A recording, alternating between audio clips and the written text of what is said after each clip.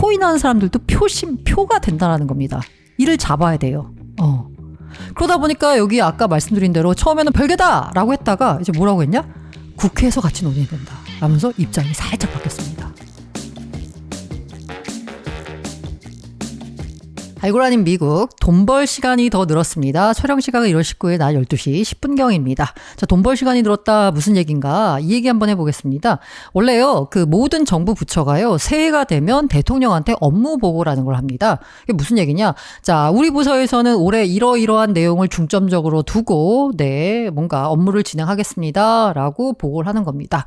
그래서 제가 예전에 보여드린 PPT에 뭐가 있었냐면요, 이 법무부가 업무 보고를 할 때 거기서 그 코인 관련 등 코인 다단계 사기 등 민생 관련 민생 관련 사기 사건 이거 그 범인 검거에 주력하겠다 뭐 그런 내용이 있었어요. 이런 것처럼 뭔가 그 해에 해당 부처가 주력하는 업무에 대해서 민생 보고를 합니다. 그 업무 보고를 합니다. 그런데 그 업무 보고를요, 윤석열 대통령이 국민과 민생 토론회 형식으로 업무 보고를 약간 형식을 잡았습니다. 원래는 그냥요, 이게 주무부처 장관들이 가가지고 대통령한테 보고하는 거거든요. 그런데 이제는 이제 뭔가 방송도 하고 그다음에 뭔가 그냥 일반인들도 모아가지고 하는 토론회 형식으로 업무 보고를 한다라는 거예요. 그래서 4일부터 시작을 했습니다. 자, 그리고 17일 날 그 금융위원회 업무 보고가 있었습니다. 그래서 토론회 방식으로 이제 4번째였고요. 여기 보면은 민생 토론회 경청하는 윤 대통령 있고요. 아마 이 마이크를 잡으신 분은 슈카 같습니다. 그래서 4번째로 이제 금융위원회 업무 보고가 있었고요. 자, 대대로 금융위원회가 업무 보고를 할 때는요, 이 금융위원회잖아요. 금융을 관할하는 곳입니다. 그렇다면 금융 가운데서 가장 자본이 많이 모인 곳이 어딘가요? 은행입니다, 은행. 그리고 뭐 자본시장 크다고 하지만 그 은행들이 갖고 있는 자본력이나 은행 관련된 거기서 일하는 분들 되게 많죠. 게다가 은행은 우리 같은 경우에는 이제 서민들 대출하고 많이 연결되어 있기 때문에 부동산 관련돼서 은행 관련된 업무 보고가 항상 1순위였습니다. 그런데 금융위원회가 민생 토론을 열면서 올해는 은행권이 아닌 주식시장을 업무보고 1순위로 택했습니다. 그러면서 민생 토론회가 열리는 장소 역시 한국거래소로 잡았습니다. 주제도 자본시장으로 잡았고요. 야, 이게 무슨 의미냐라고 봤을 때 이제 언론에선 분석이 뭐냐면, 윤 대통령의 관심사가 달라졌다. 그리고 과거 전 대통령과는 차별화 목적이 있었다. 라고 이제 뭔가 밝혔거든요. 그리고 2주 만에 한국거래소 다시 찾았다라고 했잖아요. 2주 만에 다시 찾은 건 뭐냐? 새해 개장할 때 대통령이 그 개장식에 갔어요. 보통 대통령 안 가거든요. 왜? 괜히 갔다가 그날 주가 떨어지면 재수없게 대통령이 와서 떨어졌다. 이런 소리 나올 수도 있잖아요. 그래서 보통 이제 참모들도 가지 말라라고 했는데 대통령이 갔습니다. 그리고 2주 만에 또 와가지고 자본시장에 대해서 이제 민생 토론회를 연 거죠. 자, 왜 그러면 주식시장, 자본시장을 택했을까라고 보자면요. 바로 이겁니다. 한국경제가 제목을 너무 잘 뽑았어요. 1,400만 개미에 손절당하면 떡락당 된다. 노골적 구애를 펼쳤다라는 겁니다. 자, 4월에 총선이 있습니다. 국회의원들을 뽑아요. 네. 여기가 앞으로 하반기 윤 대통령의 국정 운영에 굉장히 중요하죠. 어쨌든 여당이 다수당이 돼야지 앞으로 국정 운영이 좀 쉽게 돌아가겠죠. 그런데 코로나 이후에 투자 열풍이 불면서 주식을 투자하는 인구가 너무 많이 늘었습니다. 그래서 활성 계좌 수로 봤더니 1,400만 개미에 해당합니다. 그러니까 투표권을 가진 상당수가 투자자라는 얘기예요. 그러다 보니까 투자자의 투심을 잡을 수 있는 뭔가를 내줘야지 표심을 잡을 수 있습니다. 노골적 구애를 한 거죠. 그러다 보니까 여건야건 할 건 없이 급증한 개미 표심을 잡자라고 하면서 주식 투자자들에게 유리한 여러 가지 대책을 내놓고 있습니다. 선심성 공약을 남발한다라고 걱정하기도 하는데요. 어쨌든 당장 표가 중요하니까 공약 선물 세트를 쏟아내고 있죠. 그래서 지금까지 이제 나온 그 공약이 뭐가 있냐? 대표적인 게 바로 뭐냐? 금융투자소득세 폐지하겠다라고 말했습니다. 새해 첫날, 새해 첫 개장일에 대통령이 와가지고 금투세 폐지하겠다라고 말을 했었고요. 그 다음에 17일날 민생 토론회에서는 폐지를 공식화했다라고 볼 수 있죠. 그런데 여기서는 이제 금융투자 소득세 폐지에 대해서 야당이 반발하고 있는데요. 제가 보기에 야당도 계속적인 반발 움직임을 내긴 쉽지 않습니다. 왜? 4월 총선이 있는데 만약에 거기서 계속해서 야, 안 돼! 라고 외치다가는 1,400만 개미가 야당을 찍어주지 않겠죠. 대표적으로 대주주 양도소득세 완화 같은 경우에도 지난해 말 이거 되네 마네 말이 많았는데 부과 기준을 10억에서 50억 원으로 높였어요. 근데 뭐 사실 대주주 양도소득세 완화보다는 금투세 폐지가 더 대상이 많겠죠. 공매도 제도 개선.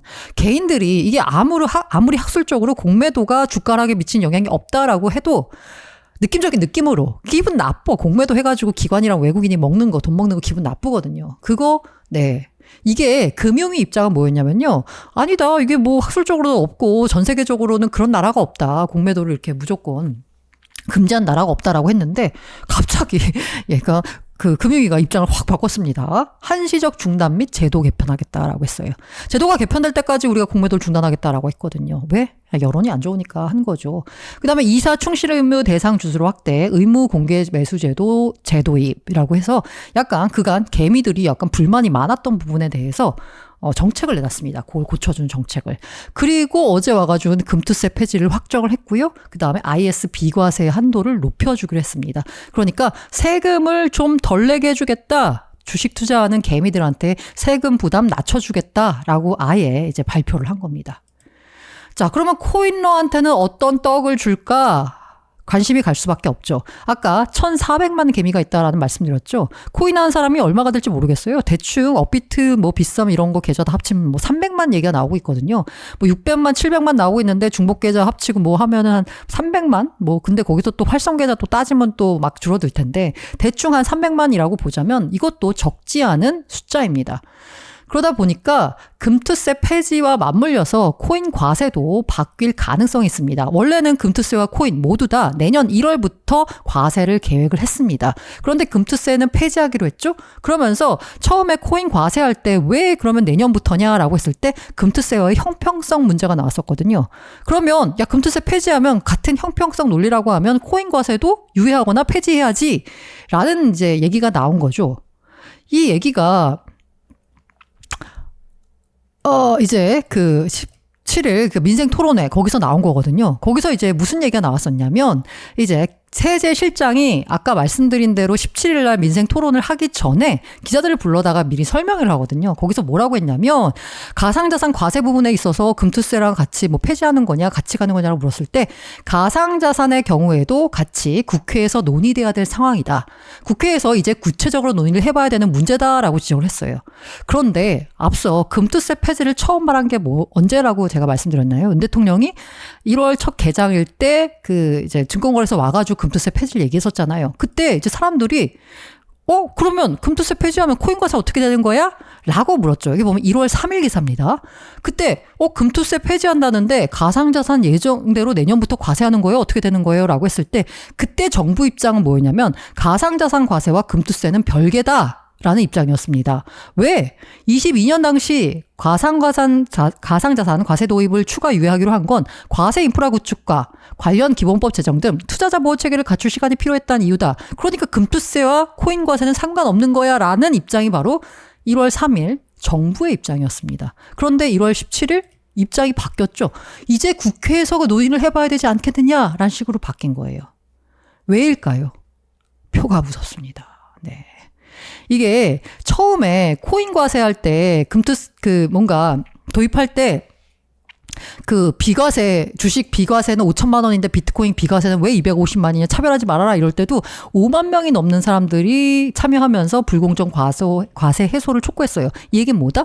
코인 하는 사람들도 표가 된다는 겁니다. 이를 잡아야 돼요. 그러다 보니까 여기 아까 말씀드린 대로 처음에는 별개다. 여기 별개다라고 했다가 이제 뭐라고 했냐? 국회에서 같이 논의해야 된다. 라면서 입장이 살짝 바뀌었습니다. 그러면서 윤 대통령 자체도 세제 개혁을 좀 더 과감하게 해주길 바란다라고 한 거예요. 이 얘기는 뭐예요? 코인 쪽도 조금 뭔가 바꿔봐. 라는 식으로 약간 언지를 준 거죠.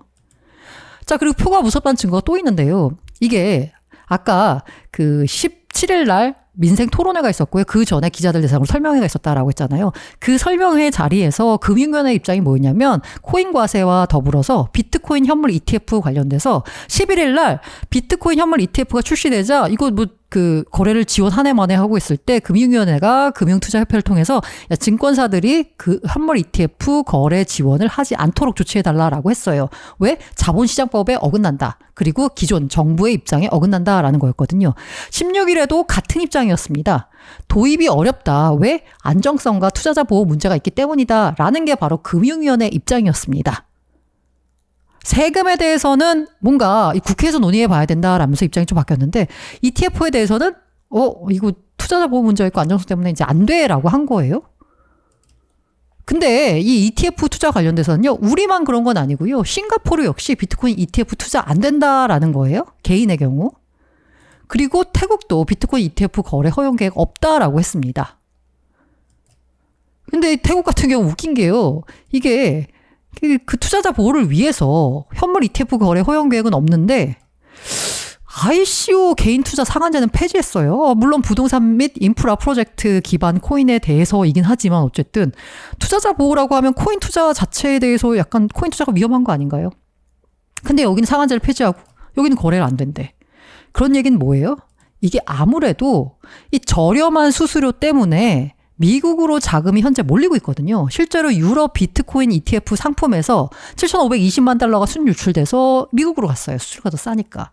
그렇다라고 하면 지금도 비트코인 투자를 하고 있습니다만은 이거는 약간 통로가 다르잖아요. 그런데 ETF의 경우에는 이게 결과적으로는 어떤 게 되냐? 바로 외환 유출이 되는 통로가 되거든요. 그러니까 국내에 있는 자금이 비트코인 ETF를 통해서 미국 쪽으로 빠져나갈까 봐 우려한 게 우리뿐만이 아니라 태국도 그렇고 싱가포르도 그런 거 아니냐라고 짐작해 볼 수 있는 거죠. 물론 내세우는 명분은 투자자 보호입니다. 근데 투자자 보호라고 하기엔 여기는 개인 투자 상한제를 폐지했잖아요. 태국 같은 경우에는. 어쨌든 외환 유출 두려워한 건데 그래서 우리 정부의 입장도 안 된다라는 거였어요. 도입 어렵다라는 거였어요. 그런데 갑자기 얘기가 180도 달라졌습니다. 이게 비트코인 현물 ETF 투자 안 된다라고 하니까 여러 가지로 반발 목소리가 나왔어요. 뭔가 그 기사도 많이 나왔고 후진적이다 나왔고 내가 투자하는데 이걸 막느냐라는 약간 집단적인 반발 심리도 있었고요. 그러다 보니까 금융위는 앞서 말씀드린 대로 원칙론을 내서서 자본시장법에 어긋나. 외환유출 우려되니까 이거 안 될 것 같아라고 이제 한 거거든요. 근데 대통령실에서 갑자기 18일 날 무슨 얘기를 한 거냐? 주무부처인 금융위원회에 한다 안 한다는 특정한 방향성을 갖지 말도록 얘기한 상태다. 이게 뭐예요? 금융위원회가 지금 비트코인 ETF에 대해서 니네가 지금부터 이제 안 된다라고 선을 그은 건데 대통령실에서 금융위원회한테 뭐라고 이렇게 한소리 한 겁니다. 야, 금융위원회 너네 그러지 마. 특정 방향성을 갖지 말고 다 이제 열어놓고 생각을 해라고 한 거죠. 자, 여기서 성태윤 대통령실 정책실장이 뭐라 그랬냐면 가상자산 제도화를 위한 검토를 하고 있느냐라는 질문에 우리나라 법률 체계를 적절하게 변화시키거나 또는 해외에서 일어나는 일들이 우리나라에 수용될 수 있거나 이런 방향을 함께 고려하도록 하고 있다라고 했어요. 그러니까 뭐예요? 금융위원회 무조건 안 된다고 하는데 좀 되는 방향으로 열어놓고 생각을 해봐라라는 거예요. 왜? 반발이 심하니까. 왜? 표심이 흔들리니까 라는 겁니다. 재검토할 가능성을 열어놓은 것을 풀이된다라고 했어요. 왜? 이게 만약에 혹시라도 이제 재검토할 이제 가능성을 열어놨잖아요. 가능성을 열어놔서 금융위원회가 다시 한번 이제 뭔가 검토를 해봤어요. 그래도 안 된대. 그래도 이제 법상으로 해석을 해보니까 유권 해석상 이건 안 될 것 같아라고 하면 그때 금융위원회가 야 그래도 안 됩니다라고 하면 뭐 법을 바꾸든지 뭔가 해야 되는 거잖아요. 어쨌든 만약에 재검토했는데도 거래가 안 될 수가 있잖아요. 그래도 대통령실 입장에서는 명분 쌓은 거예요. 야 그래도 우리는 한마디 했다. 야, 우리는 일반 투자자들의 그런 여러 가지 불만을 의식해서 금융위원회, 주무부처에다가 다시 한번 검토해보라고 지시했어. 설사 안 되더라도 명분은 쌓은 거예요. 그러니까 표심을 잡을 수 있는. 그러니까 이제 그 유권자들 입장에서도 정부를 욕하는 게 여당을 욕하는 게 아니라, 그러니까 이 대통령을 욕하는 게 아니라 금융위원회를 욕하는 식으로 바뀐 거죠. 사실 그게 그거이긴 하지만. 그렇기 때문에 표심을 우려해가지고 여러 가지 정책을 지금 손바닥 뒤집듯이 뒤집고 있습니다. 이 사례가 세금과 비트코인 ETF 거래 허용 두 가지에서 드러났는데요. 앞으로 이런 일은 여러 가지가 드러날 거예요. 그럼 당장 비트코인 ETF야 개인들은 사실 거래할 메리트가 그렇게 없거든요. 세금의 경우에는 사실 돈 벌 시간이 1년밖에 남지 않았었는데 이제는 더 남을 수 있게 된 거죠. 우리 돈 벌 시간이 더 늘었으니까, 돈 벌 시간을 벌었으니까 제발 올해는 돈 버는 한 해가 되기를 바라봅니다.